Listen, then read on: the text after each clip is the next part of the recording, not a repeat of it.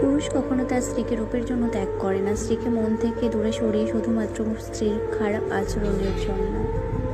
প্রয়োজন ফুরিয়ে গেলে মানুষের আচরণ বদলে যায়।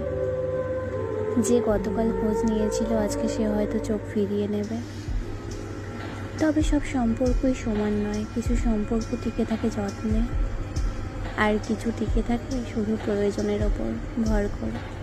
তাই যখন কেউ পাশে থাকে দেখে নিও সে কি তোমাকে চায় নাকি তোমার প্রয়োজনটাকে। স্বার্থের পৃথিবীতে পাশে থাকার নামে আপন সেজে অভিনয় করার মতো মানুষের সংখ্যাই বেশি। সৃষ্টিকর্তা মানুষকে প্রচুর ক্ষমতা দিয়েছেন, কিছু মানুষের মন বোঝার ক্ষমতা কাউকে দেননি। কাউকে ঘৃণা করার মতো সময় বা মানসিকতা কোনোটাই আমার নেই। হয় খুব ভালোবাসবো, নয়তো চুপচাপ অনেক দূরে সরে যাব। কারোর সাথে নিয়ম করে কথা না বলে ভালো, কথা বললে মায়া বাড়ে। মানুষটা যদি কখনো আপনাকে ছেড়ে চলে যায় তখন দেখবেন এই মায়া আপনাকে আর ভালো থাকতে দিচ্ছে না। মায়া জিনিসটা আসলেই খুব খারাপ। দিনের শেষে এই মায়া আপনাকে না দেবে ভালো থাকতে, না দেবে ভুলে থাকতে। মায়া জিনিসটা কেমন জানেন?